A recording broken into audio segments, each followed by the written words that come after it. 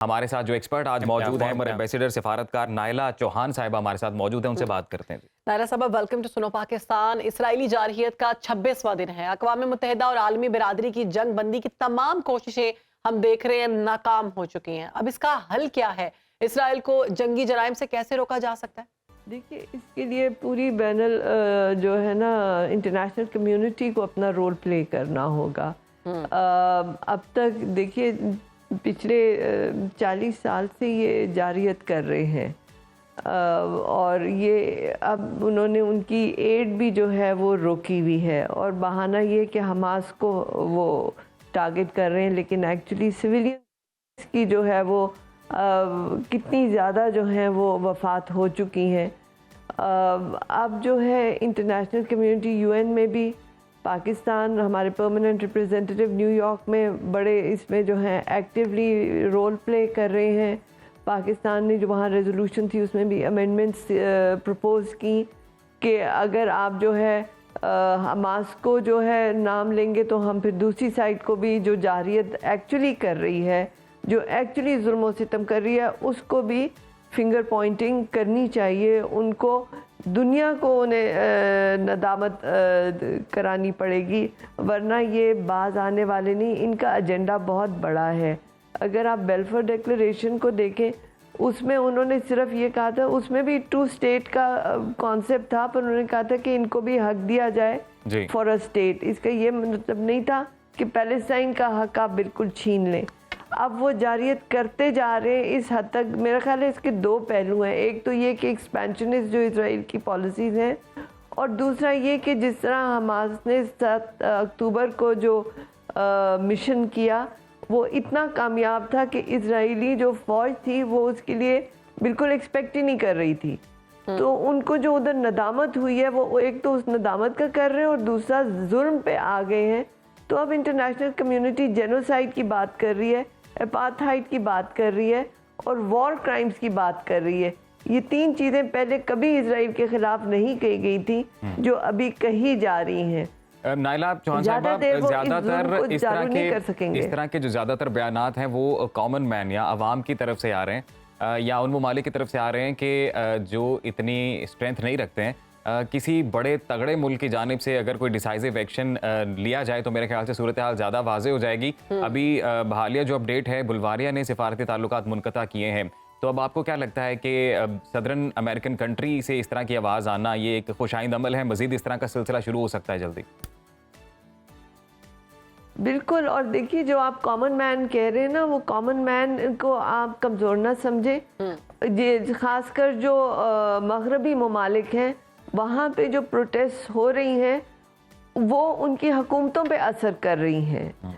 अब बाइडन साहब ने भी जो पहले पोजीशन ली थी कि मैं जू हूँ और मैं इनको सपोर्ट करूँगा, लेकिन जब फ़लस्तीन के जो है हक़ में मुज़ाहरे शुरू हुए तो उनको भी एहसास हुआ कि अगर वो इलेक्शन के कॉन्टेक्स्ट में ये बातें कर रहे हैं तो बहुत बड़ी तादाद इसकी जो है मजम्मत भी कर रही है। तो उन्होंने अपना स्टैंड चेंज कर लिया और ह्यूमैनिटेरियन के ऊपर वो आ गए। ये जो बड़े ममालिक हैं, इनको भी जो आम इंसान, जो आम एक शहरी है, वो प्रेशर डाल सकता है, क्योंकि वो इन ज़्यादातर ममालिक में अब इलेक्शंस के वक्त है और ज़्यादातर लीडरशिप जो है, जैसे मैक्रोन भी वहाँ चले गए, बिल्कुल जोर डाल सकता है थ्रू रैलीज, थ्रू प्रोटेस्ट, लेकिन साथ साथ मेरे ख्याल से मीडिया का भी एक बड़ा अहम किरदार है। बिलखसूस वेस्टर्न मीडिया जिस तरह से इस सारे मामले को प्रोजेक्ट कर रहा है, इस हवाले से आपकी क्या राय है? देखिए, मीडिया जो है ना, आप भी मीडिया से हैं, उनकी फंडिंग पे डिपेंड करता है। जहाँ से उन्हें फंडिंग आ रही होती है वो फिर उस तरफ ही उनका व्यूज़ देते हैं। लेकिन ये पहली दफ़ा आप देखिए ना कि उन्होंने आपको वो ब्लैकआउट किया हुआ है। वहाँ पे जो कत्लो गारत हो रहा है उस पर ज़्यादातर प्रिजम्पशंस और रिजम्पशंस है। आपको एक्चुअली ऑन द ग्राउंड खबरें नहीं आ रही, पहली बात। दूसरी बात, ये जो खबरें आ रही हैं वो प्रोपेगेंडा आ रहा है इजराइल की तरफ से। और एक्चुअल जो ऑन द ग्राउंड सिचुएशन है वो आपको नहीं पता चल रही। जी, जो इंटरनेशनल मीडिया का स्टैंड है, जिस तरह से वो प्रोपेगेंडा कर रहे हैं और वो लोगों को दिखा रहे हैं एक अलग ही दुनिया जो उन्होंने अपनी बनाई हुई है।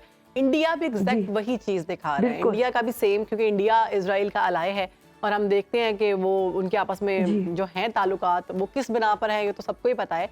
तो इंडिया की जानिब से भी एक नई स्टोरी सामने आती है और हमास को कहा जाता है कि ये टेररिस्ट है, जबकि हिलरी क्लिंटन ने भी ये कहा है कि ये दहशतगर्द जमात है। और दूसरी जानिब इजराइल को कहा जा रहा है कि अपनी सरजमीन की आज़ादी के लिए वो जंग लड़ रहे हैं, लेकिन हमास अगर अपनी सरजमीन की आज़ादी के लिए जंग लड़ रहा है तो वो टेररिस्ट है। ये दो तरह के जो है ना डिफरेंस सामने आ रहे हैं, यानी वो मैनिपुलेट किया ये नैरेटिव तो आ रहा है, आपकी बात सही है कि वो नैरेटिव अपना दे रहे हैं, लेकिन जो अक़वाम मुत्तहिदा में जो रेजोल्यूशंस आ रही हैं उन्होंने जब हमास को टेररिस्ट करने को कहा तो पाकिस्तान जो था उसने अमेंडमेंट कही कि अगर आप हमास का नाम लेंगे तो फिर हम दूसरों का भी नाम लेंगे।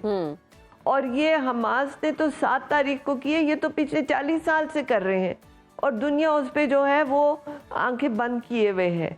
सो अब जो है यूनाइटेड नेशंस में जो बहस हो रही है उसमें हमास को टेररिस्ट नहीं कहा जा रहा, बल्कि जो एक्चुअल जालिम है उसका नाम भी लेने को अब दुनिया तैयार हो गई भी है। नाइला साहिबा, चूंकि ये जो मसला है ये कोई नया नहीं है, इट्स डीप रूटेड इशू।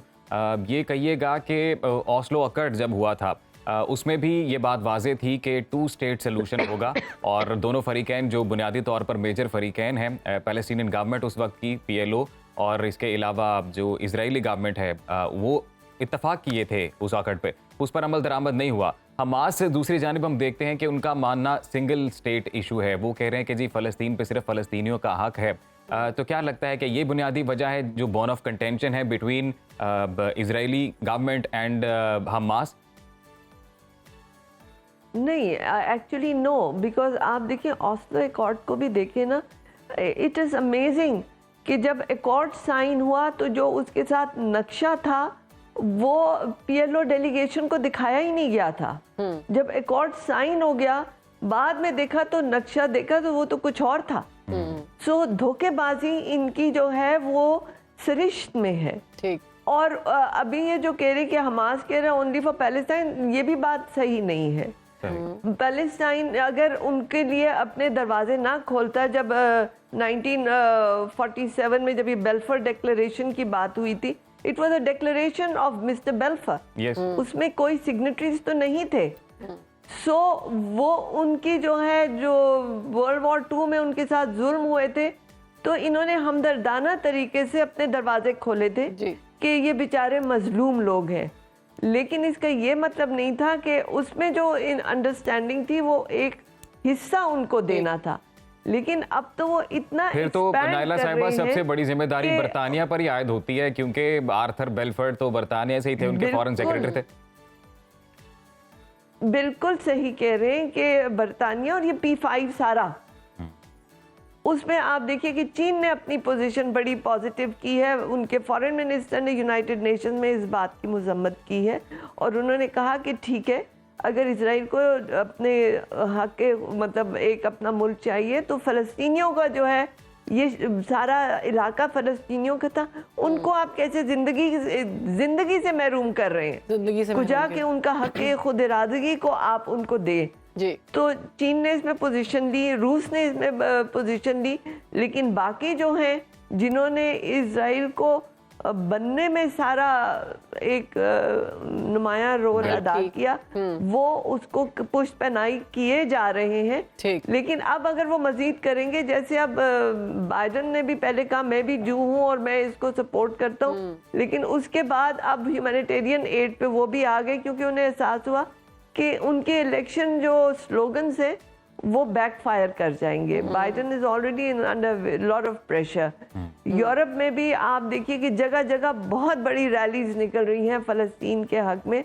उनकी हुकूमतें जो हैं उनको भी अब एहसास हो रहा है कि वो बाहर निकल रहे हैं और हम देख रहे हैं कि वो बहुत ज्यादा इस पर आवाज उठा रहे हैं। मुसलमानों की अगर बात की जाए तो एक अरसे से कत्ल-ए-आम का सिलसिला जारी है। मुसलमानों पर पहले 100-150 साल में मारा जा रहा था, उसके बाद 25 साल में, उसके बाद फिर हर 5 साल में मुसलमानों को निशाना बनाया जाता है और उसके बाद हमने बोस्निया की वॉर में देखा मुसलमानों को मारा, उसके बाद रोहिंग्या में भी मुसलमानों को निशाना बनाया गया। हिंदुस्तान की बात की जी जी। हिंदुस्तान वही स्ट्रैटेजी कश्मीर में करने की कर रही है कि उनके पूरे जो इलाका है उसके ऊपर काबिज हो जाए, और वो पूरी कश्मीर की जो डेमोग्राफिकल सिचुएशन है उसको भी तब्दील कर रहे हैं, जो खुसूसी दो एक्ट से बदल दें, बिल्कुल। और यहाँ भी यही हो रहा है, कर दिया गया। बहुत शुक्रिया नाइला चौहान साहिबा। किया जा रहा था और यहाँ पर भी यही हो रहा है, और यही मुसलमानों को मारा गया। लेकिन तारीख इस चीज को नहीं भूलेगी कि मुस्लिम उम्मा 50 से ज्यादा मुसलमान मुल्क हैं जो कि बिल्कुल चुप बैठे हुए हैं। वो एक पानी की बोतल जो है ना फलस्तीन में उन बच्चों तक नहीं पहुंचा सके। तारीख ये लिखेगी। आप कहीं भी हो, वक्त कोई भी हो, बाखबर रहिए दुनिया के हालात व वाक़यात से। अभी सब्सक्राइब कीजिए सुनो न्यूज़ के YouTube चैनल को और क्लिक करें बेल आइकन को, ताकि आप हमेशा बाखबर रह सकें।